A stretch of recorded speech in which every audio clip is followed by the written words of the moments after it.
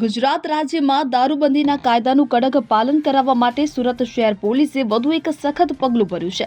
શહેરના વિવિધ પોલીસ સ્ટેશનમાં પ્રોહિબિશનના અલગ અલગ ગુનાઓમાં જપ્ત કરવામાં આવેલા ગેરકાયદેસર દારૂના જથ્થાનો જાહેરમાં નાશ કરવામાં આવ્યો છે।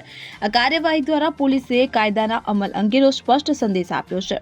શહેર પોલીસ કમિશનરની સૂચના હેઠળ કતારગામ, મહિદરપુરા, લાલગેટ અને ચોક બજાર જેવા પોલીસ સ્ટેશનોમાં નોંધાયેલ 59 અલગ અલગ ગુનાઓમાં જપ્ત કરાયેલા દારૂના જથ્થાનો નાશ કરવામાં આવ્યો હતો। પોલીસે આ તમામ કેસોમાં કાયદાકીય પ્રક્રિયા પૂર્ણ કર્યા બાદ આ દારૂનો જથ્થો નાશ કરવા માટે એકત્રિત કર્યો હતો, જે બાદ પોલીસ દ્વારા જાહેર સ્થળે એક ખુલ્લા મેદાનમાં દારૂના જથ્થાનો નાશ કરવાની કાર્યવાહી હાથ ધરવામાં આવી। ત્યાં કાર્યવાહીમાં કુલ 2913 જેટલા વિદેશી દારૂની બોટલો એકઠી કરવામાં આવી હતી અને આ જપ્ત થયેલા દારૂની કુલ કિંમત આશરે 7,25,129 થવા પામી છે।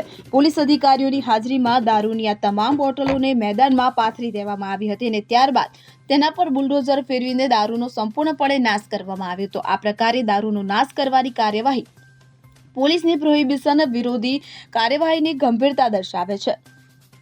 શહેર સતત દારૂબંધીના કાયદાનું પાલન કરાવવા માટે સક્રિય રહ્યું છે। સમયાંતરે પોલીસ દ્વારા દારૂના ધંધામાં સંડોવાયેલા બુટલેગરોને અસામાજિક તત્વો સામે કાર્યવાહી કરવામાં આવે છે અને જપ્ત કરાયેલા દારૂના જથ્થાનો આ પ્રકારે નાશ કરી પુરાવા રૂપે પણ કાયદેસરની પ્રક્રિયા પૂર્ણ કરવામાં આવે છે।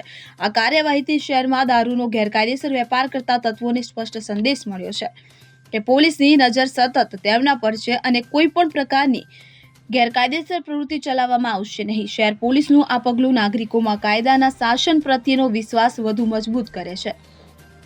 સુનિલ ગાંજાવાલા સાથે CN24 ન્યૂઝ, સુરત। હવે જુઓ દેશ દુનિયાની તમામ ખબરો તમારી આંગળીના ટેરવે। ઉઠાવો મોબાઈલ અને Google Play Store પરથી ડાઉનલોડ કરો અમારી CN24 ન્યૂઝ મોબાઈલ એપ।